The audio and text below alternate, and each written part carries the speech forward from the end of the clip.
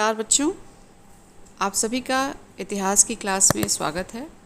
आज हम फिर क्लास 11th का छठा अध्याय 3 वर्ग पढ़ेंगे और आज का ये वीडियो इस चैप्टर का 4th पार्ट होगा। आपने पिछले 3 वीडियोस में सामंतवाद और पादरी वर्ग और अभिजात वर्ग के विषय में जाना। आज की इस वीडियो में हम कृषक वर्ग की बात करेंगे और इसके अलावा हम सामाजिक और आर्थिक रूप से जो प्रभावित करने वाले कारक थे 11वीं शताब्दी में, उसके विषय में बात करेंगे। तो आइए हम अपनी शुरुआत करते हैं। आज की शुरुआत हमारी तीसरे वर्ग किसान वर्ग से होगी। आप पादरी वर्ग और अभिजात वर्ग से भलीभांति परिचित हो चुके हैं। बच्चों, आप सभी जानते हैं कि जहाँ पर भी कृषि प्रधान देश होते हैं वहाँ पर किसान जो होते हैं वो सभी का भरण पोषण करते हैं, वो हमारे अन्नदाता होते हैं। वही स्थिति यूरोप में भी थी। किसान पादरी और अभिजात वर्ग का भरण पोषण किया करते थे और इन्हें जो है 2 वर्गों में विभाजित कर दिया गया था। पहला था स्वतंत्र किसान और दूसरा था कृषिदास। आइए हम स्वतंत्र किसानों के विषय में बात करें। स्वतंत्र किसान जो थे वो अपनी भूमि को लौट के काश्तकार के रूप में देखते थे। उस समय सैनिक सेवा में पुरुषों का योगदान आवश्यक माना जाता था, यानी उन्हें सैनिक सेवा करनी ही थी और ऐसा माना जाता था कि ये सैनिक सेवा पूरे वर्ष में कम से कम 40 दिन की होनी ही चाहिए। एक तरीके से देखा जाए तो पुरुषों के लिए यह सैनिक सेवा अनिवार्य थी। कृषकों के परिवारों को लौट की जागीरों पर जाकर काम करना होता था और इसके लिए सप्ताह के 3 या उससे अधिक कुछ दिन निश्चित करने पड़ते थे। इस श्रम से होने वाला उत्पादन, जिसे श्रम अधिशेष लेबर रेंट कहते थे, सीधे लॉर्ड के पास जाता था। इसके अलावा भी कई तरह से श्रम कराए जाते थे, जैसे गड्ढे खोदना हो गया, जलाने के लिए लकड़ियाँ इकट्ठी करना, बाड़ बनाना, सड़कें व इमारतों की मरम्मत करना। इन सभी तरह के काम जो है इनसे लिए जाते थे, लेकिन इसके बदले में उन्हें कोई मजदूरी नहीं मिलती थी। स्वतंत्र किसानों को कभी कभी राज्य को एक प्रत्यक्ष कर भी भुगतान करना होता था, जिसे टैली कहा जाता था। इस कर को याद रखेंगे आप। टैली से पादरी और अभिजात वर्ग को मुक्त रखा जाता था। स्वतंत्र किसान के स्त्रियों और बच्चों को भी कुछ न कुछ कार्य करना ही होता था, जैसे वे सूत काटते, कपड़े बुनते, मोमबत्ती बनाते और लॉर्ड के उपयोग हेतु अंगूरों से रस निकालकर मदिरा तैयार करते थे। अब हम बात करेंगे कृषिदास की। कृषिदास किसानों का ये सबसे निम्न वर्ग माना जाता था और देखा जाए तो उस समय सर्वाधिक संख्या इन्हीं लोगों की थी। ये लोग लॉर्ड के स्वामित्व में थे और कृषि कार्य के बदले इन्हें कोई मजदूरी नहीं मिलती थी। कृषक दास लॉर्ड की आज्ञा के बिना जागीर नहीं छोड़ सकते थे। लॉर्ड इन कृषिदासों पर एकाधिकार रखते थे। जैसे कृषिदास केवल अपने लॉर्ड की ही वस्तुओं, चक्की, तंदूर आदि का प्रयोग कर सकते थे। यहाँ तक कि कहा जाता है कि कृषिदास के विवाह संबंध भी लॉर्ड के द्वारा ही तय किए जाते थे कि किसके साथ इनका विवाह होगा और किसके साथ नहीं होगा। यदि कोई कृषिदास अपने पसंद से विवाह करते थे तो लॉर्ड इनसे शुल्क लेता था, यानी उस विवाह के लिए भी इन कृषिदासों से टैक्स लिया जाता था।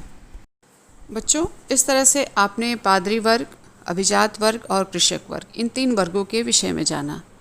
अब हम इन तीनों ही वर्गों के बारे में बात करते हुए उस समय के जो सामाजिक और आर्थिक कारक थे उनके विषय में बात करेंगे, जिन्होंने इस पूरे यूरोपीय समाज को प्रभावित किया हुआ था। सामाजिक और आर्थिक संबंधों को प्रभावित करने वाले कारक।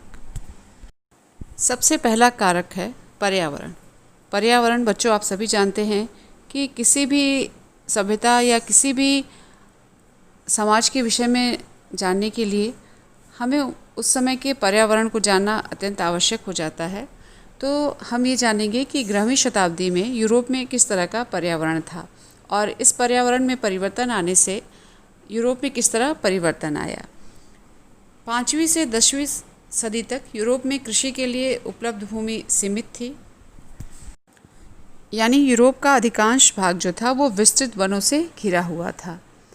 इसके अलावा भी कुछ कृषक ऐसे थे जो अपनी परिस्थितियों से असंतुष्ट होकर या सामंतों के अत्याचार से बचने के लिए वनों में जाकर शरण ले लिया करते थे। उस समय भयंकर सर्दियां चल रही थी यूरोप में, और सर्दियों में जो फसलों का उपज काल जो था वो बहुत छोटा हो गया था, और एक तरीके से देखा जाए तो कृषि की पैदावार कम हो गई थी। लेकिन 11वीं सदी से यूरोप में पर्यावरण में परिवर्तन आया, सर्दी का प्रकोप थोड़ा थोड़ा कम हुआ और धीरे धीरे तापमान में वृद्धि होने लगी। और जब तापमान में वृद्धि हुई तो इसका सबसे ज़्यादा प्रभाव पड़ा कृषि पर। किसानों को खेती के लिए अधिक समय मिलने लगा और मिट्टी पर पाले, जिसे हम फॉग कहते हैं, का प्रभाव कम होने लगा। और जब फॉग का प्रभाव कम होने लगा तो खेतों पर आसानी से उत्पादन कार्य किया जा सकता था। उस समय के जो पर्यावरणीय इतिहासकार थे उन्होंने ये कहा कि तापमान वृद्धि के कारण यूरोप के अनेक क्षेत्रों में वनों में कमी होने लगी, जिससे कृषि भूमि का विस्तार हुआ। अभी तक आपने देखा कि विस्तृत वन थे और कृषि भूमि जो है बहुत सीमित थी, लेकिन 11वीं सदी में जब तापमान में परिवर्तन आया तो कृषि भूमि क्षेत्रों का भी विस्तार होने लगा। दूसरा कारक है भूमि का उपयोग। उस समय यूरोप में पुरानी ही कृषि प्रणाली प्रचलित थी, लेकिन 11वीं सदी के बाद कृषि प्रौद्योगिकी, एग्रीकल्चर टेक्नोलॉजी में बड़ा परिवर्तन आया। लेकिन उसके पहले क्या होता था कि किसान जो है उनके जो यांत्रिक टेक्नोलॉजी जो थी उनके पास बहुत कम थी, बहुत सीमित थी। ये लोग बैल की जोड़ी से चलने वाले लकड़ी के हल पर निर्भर थे या उन्हीं हलों से ही खेती किया करते थे। पर ये जो लकड़ी का हल होता था उस समय, वो भूमि की प्राकृतिक उर्वरता को पूर्ण रूप से बाहर निकालने में असमर्थ था। इस वजह से खेती में बहुत ज़्यादा मेहनत करनी पड़ती थी और ज़मीन को 4 वर्षों में एक बार ही हाथ से खोदा जाता था। और जब हाथ से खोदने का काम हो तो जाहिर सी बात है कि वहाँ पर बहुत ज़्यादा मेहनत की आवश्यकता पड़ेगी। फसल चक्र को अपनाने से भूमि की उर्वरता शक्ति में वृद्धि होती थी। यहाँ पर कृषि भूमि को 2 वर्गों में विभाजित किया गया था। प्रथम भाग में ऐसी फसल उगाई जाती थी जो शरद ऋतु में बोई जाती थी। शरद ऋतु यानी जो हल्की हल्की ठंडियों की शुरुआत होती है, और उसमें जो फसल बोई जाती थी वो गेहूँ होती थी।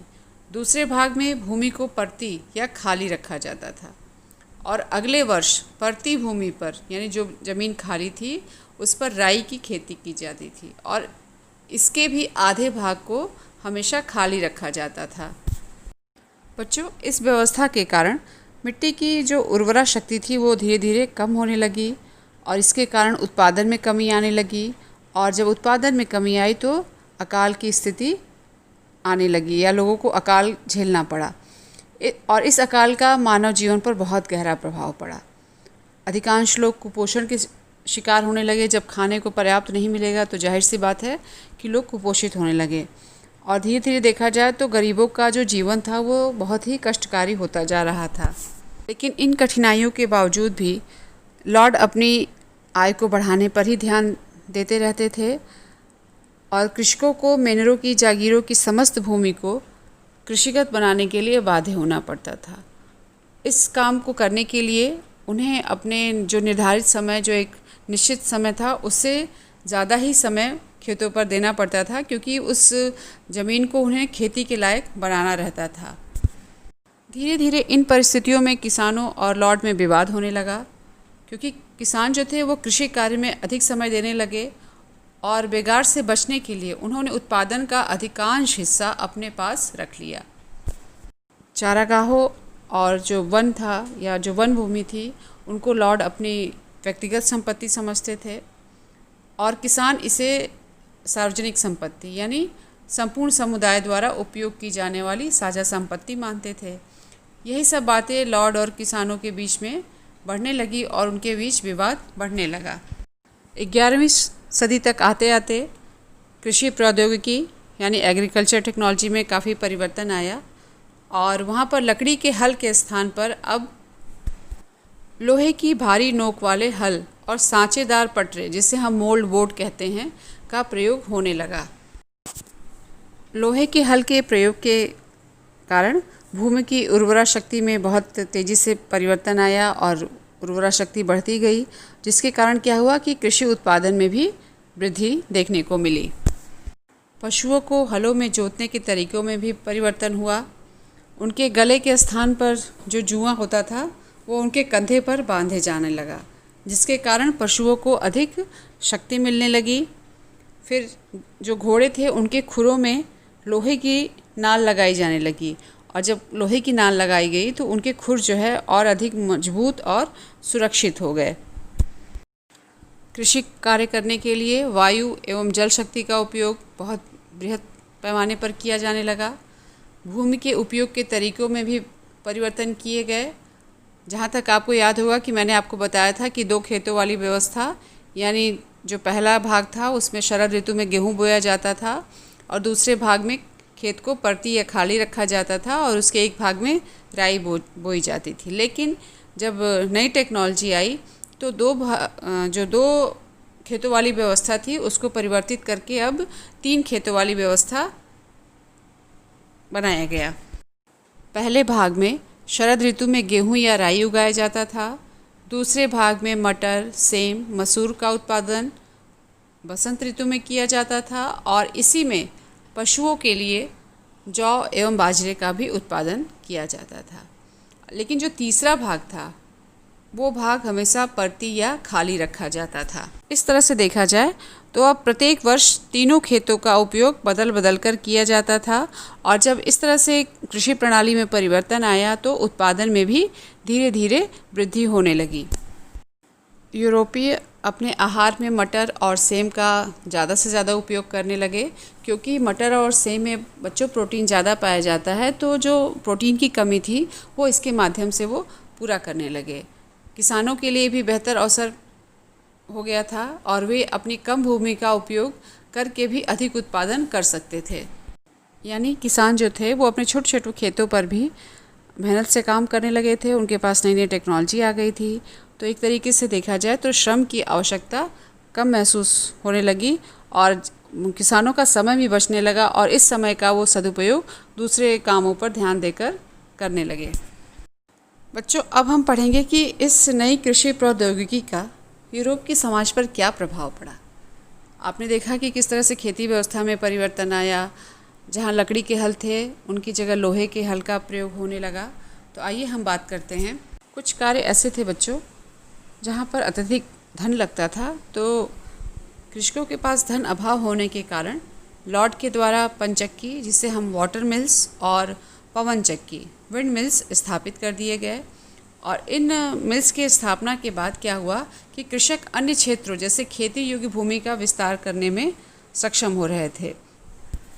किसानों ने 3 चक्रीय फसल व्यवस्था को अपना लिया था। 11वीं शताब्दी में व्यक्तिगत संबंध, जो सामंतवाद का आधार था, वो धीरे धीरे कमज़ोर होने लगा, क्योंकि आर्थिक लेन देन अधिक से अधिक मुद्रा पर आधारित होने लगा। लोग जो है लॉर्ड को लगान देने के लिए मुद्रा का उपयोग करने लगे और लॉर्ड से अपनी सेवा के बदले मुद्रा लेने लगे। यानी ये मुद्रा का लेन देन लोगों को बहुत सरल लगा और जो किसान थे वो भी अपने फसल जो है व्यापारियों को मुद्रा के रूप में ही बेचना शुरू कर दिए थे। धन का बढ़ता उपयोग कीमतों को प्रभावित करने लगा। कभी कभी फसल खराब होने पर कीमतों में अत्यधिक वृद्धि हो जाती थी। जैसे उदाहरण के लिए मैं बताना चाहूँगी कि इंग्लैंड में 1270 और 1320 के बीच में कृषि मूल्य जो है दुगने हो गए थे। बच्चों, इस तरह से आज की क्लास में आपने कृषक वर्ग के विषय में जाना और नई टेक्नोलॉजी के विषय में जाना कि 11वीं सदी में यूरोप में किस तरह से नई टेक्नोलॉजी के आने से कृषि क्षेत्र में परिवर्तन आया। आज की क्लास में इतना ही। अगली क्लास में हम चौथे वर्ग के विषय में बात करेंगे। आप अपना ध्यान रखिए और पढ़ाई करिए। धन्यवाद।